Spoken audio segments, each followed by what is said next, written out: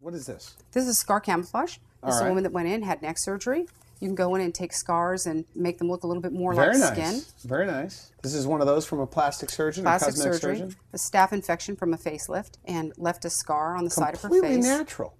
And we go in and just tattoo it in and make it look a little bit more. Now, with the scar camouflage, you do have to come back, probably every year just to kind of get it colored, because with the winter coming, the summer, the skin changing, the melanocytes in your skin making you tan, a little bit more maintenance on this scar camouflage. And this is vitiligo. Vitiligo is an autoimmune disorder that affects some people and takes the pigment out of your skin. It does spread. Vitiligo is not controlled. So what happens is I can only do small spots. I'll do hands, I'll do little spots on the face just to help people. All right. Taste it. You can only do Okay, little we're going to meet another one of your patients. Mm-hmm. She had a mastectomy, and you helped her in the nipple area. Early restoration. Okay, good. You're watching The Wellness Hour, the leader in medical news and information. I'm Randy Alvarez. Up next, more about what you need to know if you're considering any type of permanent makeup. We'll be right back.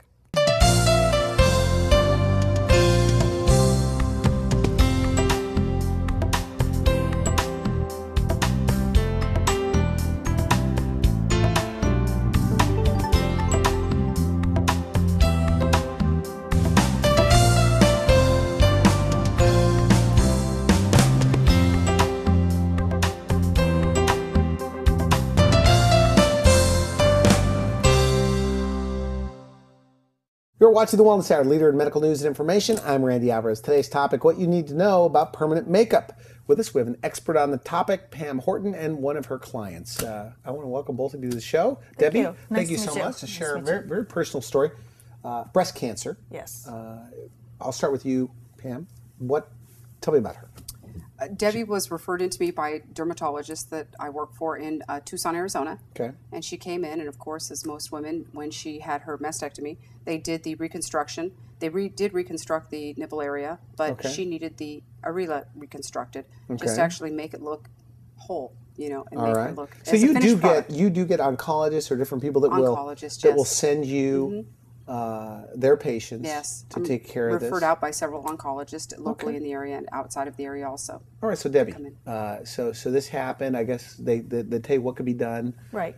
How'd you hear about Pam, and what was your motivation there? Well, my motivation, a lot of it was, I had the breast reconstruction, and it wasn't finished, and my insurance changed, so I couldn't go back to where I'd been. And my son plays basketball with the dermatologist that Pam works for, and she recommended Pam to do the nipple reconstruction. Okay, so now I've seen some photos. You brought out the color.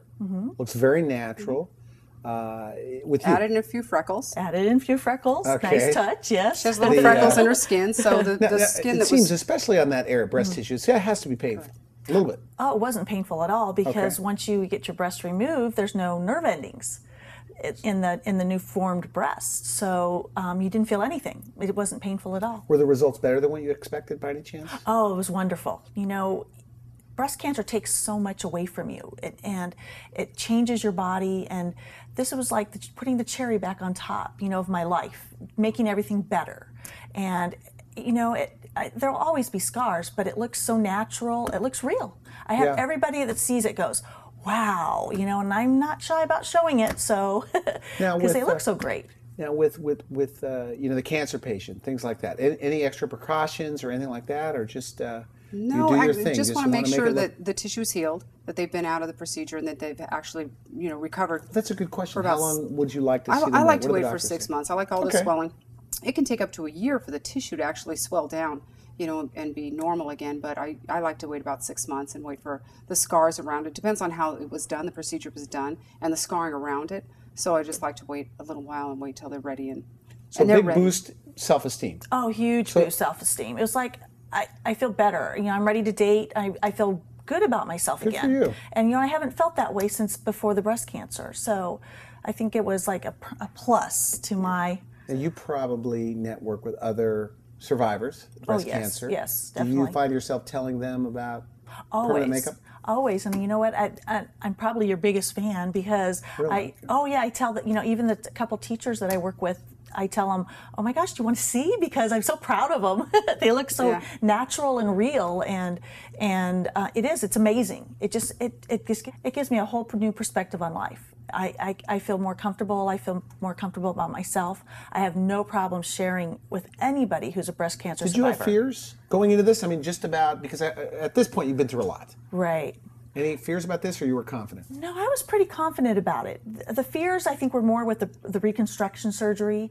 I had seen it done, and Pam had showed me pictures, so I felt really confident. Talked to her on the phone about colors, and so it was kind of an exciting and new endeavor to wiggle through, and it was just wonderful. Okay, so other breast cancer survivors, people that have had mastectomies, what do you say to them about permanent makeup? Do it. You'll love it. It's the best thing you can do for your body. It's the best thing you can do for your self-esteem. Well, it's very nice. I want to thank you very much. Final words on this, Pam, before we go to the break. Well, honestly, anybody that comes in, depending on what if they have bilateral, unilateral, which is one or two, we go and match the color. If you only have, if you've had the unilateral done, we match the color and get it taken care of, and we try to match it up as best as we possibly can. Okay, now what about... Can't always be perfect. Talking about breasts, we have a lot of plastic surgeons on the show. The show airs nationwide with incisions around nipple area. What can actually... Did you get a lot of that? Yeah, and actually it's scar camouflage. Is that, what Yes. is? It's not actually recreating the areola. It's just going in and actually touching up the scar, making it look a little bit more like the skin tissue or the areola And you tissue. can't see it. You can't see it. You can't see the scar anymore from where they form the nipple. No, can't even see it anymore. Is that a painful area for women? Normally not. If it's just Can you put topical? Like if we're doing an augment, like if they're making the breast larger, it might be a little touchy, but people with breast cancer or breast mastectomy, when we've taken care of that, no, there are no nerve endings. But for other people? A topical anesthetic. And that's Yeah. it. Okay, well, I want to thank you so much for Thank you. sharing your personal story. Very enthusiastic here. Thank you. Okay, we'll take a quick break. We'll be right back. You're watching The Wellness Hour, leader in medical news and information. I'm Randy Alvarez. Up next, more about permanent makeup. We'll be right back. Tried all sorts of cover-ups for bad breath? Try the science of BreathRx. Only BreathRx has Zytex. It attacks the cause of bad breath, keeps working for hours. It's clinically proven for real fresh breath. Get non-prescription BreathRx from your dental hygienist and now at fine stores everywhere. You're watching The Wellness Hour, leader in medical news and information. I'm Randy Alvarez. Today's topic, permanent makeup. With us, we have an expert on the topic, and it's Pam Horton. Okay, we've learned a lot today. Final message, by the way, and I should say before final message, a recap. The most common areas are what?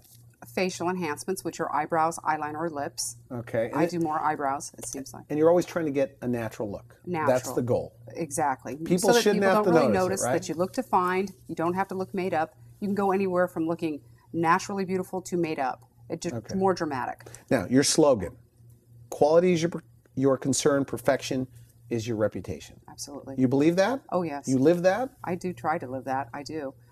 People are looking for quality. They're getting in. They want to get what they pay for. They come in. They want it to be right. I mean, it's your face. Okay. So it starts with a consult. You meet them. How long does that consult take? A lot of the times people come in. I do have a lot of clients that fly in from out of the area. They're from out of state. They come in. They come see me. So we do it all at the same time. So when people come in, I consult with them. If they come in for eyebrows, I show them what it would look best on their facial features. You draw it on first. Draw them on, absolutely. Draw them on. Look at what would be best for their facial feature. Talk about color. We're, of course, going through forms, looking at photos, talking colors. We lay them down. We're numbing them for some time. And then the procedure. Procedure takes no more than about 2 hours. It's about 1 hour and 20 minutes, but that's with all of the other forms and photos and everything. Work time, maybe an hour. So full face can be done. So lips, eyeliner, and eyebrows. brows, about 1.5 hours.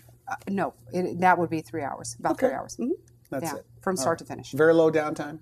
Downtime, 3 days, and it's just puffiness. It's just that you're swollen, and you have to, listen to the post-care, do the post-care, take care of it, and everything should be fine. But So Friday, they could go to work on Monday, easily. Correct. Okay, actually, good. yes. Thanks for coming. It's very good. Very good. Very It's nice to interesting. meet you. You've been watching The Wellness Hour, leader in medical news and information. I'm Randy Alvarez. If you would like to see this interview again online or direct a friend to it, visit our website at wellnesshour.com. Just put in permanent makeup. For now, I wish you good health.